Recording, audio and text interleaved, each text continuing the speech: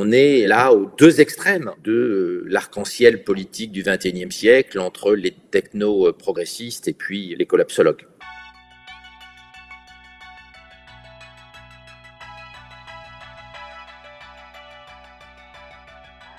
If you can't afford to be misunderstood, then for goodness sake, don't do anything new or innovative.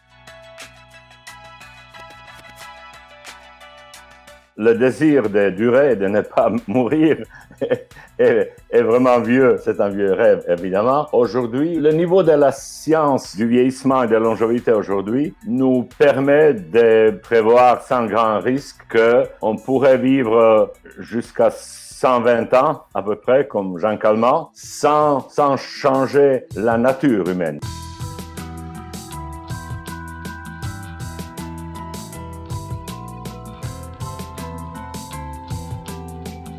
A few big successes compensate for dozens and dozens of things that didn't work.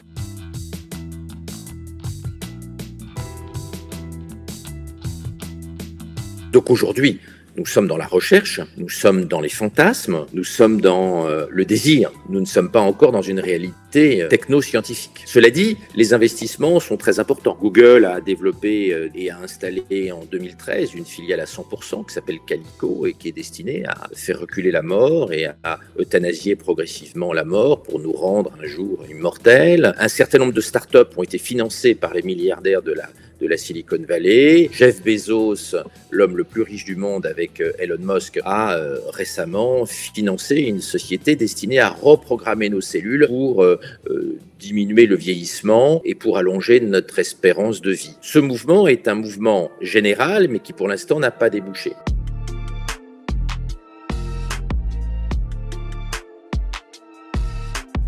We have to build a road to space so that our kids and their kids can build the future and keep Earth as this beautiful gem of a planet that it is. Now that's going to take decades and decades to achieve, but you have to start, and big things start with small steps.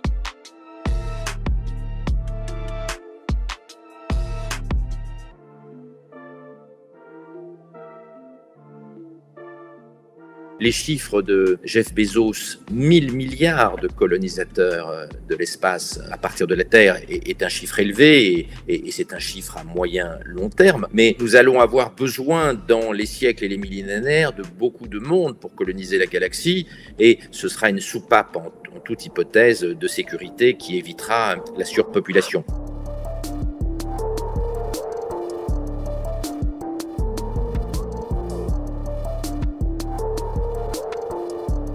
J'imagine simplement une société où les centenaires seraient biologiquement jeunes, ne seraient pas ruinés par la rouille et usure des matériaux biologiques par le temps qui passe, où on pourrait être le plus créatif, le plus productif pour nous-mêmes et pour la société. Arrive la dégénérescence biologique qui casse le jeu. Il s'agit de trouver où sont les maillons faibles, les prédispositions aux maladies qu'on hérite typiquement.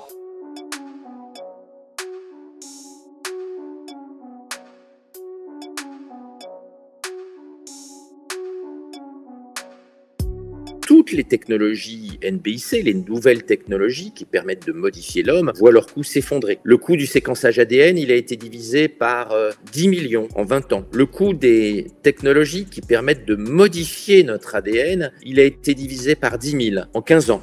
On est en réalité face à un coût d'effondrement des biotechnologies. Donc, si nous avons demain des traitements qui permettent de faire reculer la mort, il est très probable qu'ils coûteront de moins en moins cher, comme les téléphones portables, comme les microprocesseurs, et que donc la vie éternelle ou la vie très longue sera démocratisée du fait de cet effondrement du coût de ces technologies, parce qu'il n'y a pas de technologie dont le coût baisse aussi vite que les technologies NBIC.